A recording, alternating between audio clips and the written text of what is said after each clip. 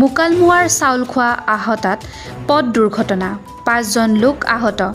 নলবাৰী জিলাৰ মুকালমুৱাৰ আহতাত আজি বিয়লিৰ ভাগত হোৱা এক পথ দুৰ্ঘটনাত কেইবাজনো লোক গুৰুতৰভাৱে আহত হয় AS01EG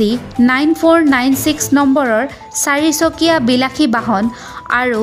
ASER 3959 নম্বৰৰ ই-ৰিক্সাৰ মাজত সংঘটিত হয়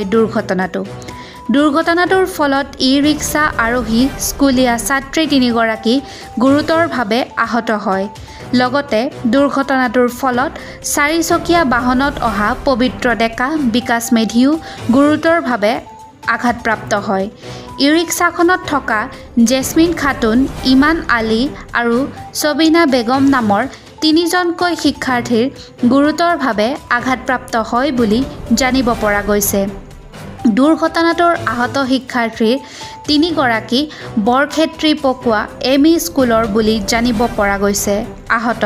আটাইকেইজনকে মুকালমুৱা মহকুমা অসামৰিক চিকিৎসালয়ত ভৰ্তি কৰোৱা হৈছে উল্লেখ্য যে বিদ্যালয়ৰ পৰা মহৰম উদযাপন কৰি নিজ গৃহ অভিমুখে আহি থকা অৱস্থাত সংঘটিত হয় দুৰ্ঘটনাটো স্থানীয় লোকে জনোৱা অনুসৰি 4চকীয়া বাহনখনে পিছপিনৰ পৰা আহি থকা অৱস্থাত ই-ৰিক্সা বাহনখনত খুন্দিওৱাৰ ফলত সংঘটিত হয় দুৰ্ঘটনাটো নলবাৰীৰ পৰা চম্পক বৈশ্যৰ প্ৰতিবেদন নিউজ টাইম 3 পিছে মাৰুতিখন ওভাৰ স্পীড আছিল নেকি ওভাৰ স্পীডৰ পৰা পিছতে সাইডতে আহিছিল ওভাৰটেকৰ পৰা মাৰুতিখনে ওভাৰটেক কৰিব গৈ এটুক মাৰি কোৰ আছিল গাড়ীখন কোৰ আছিল এটু বৰ্তলাৰ নেকি বৰ্তলাৰ গাড়ী কি নাম গম পাইছে নেকি কি নাম গম পোৱা নাই কেইজন মানুহ আছিল গাড়ীখনত এইখনত 3জন এতিয়া ক'ত গ'ল তেখেতসকল মেডিকেলত দিছে লাষ্ট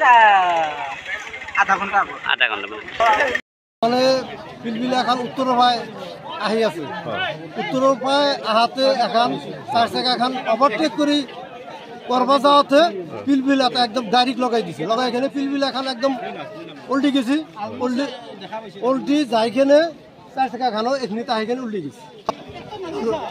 কিন্তু পিলপিলাখনৰ যিটো চাইডত আহিছে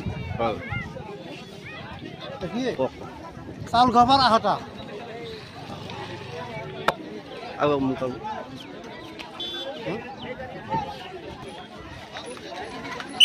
থানা মুকালমুৱা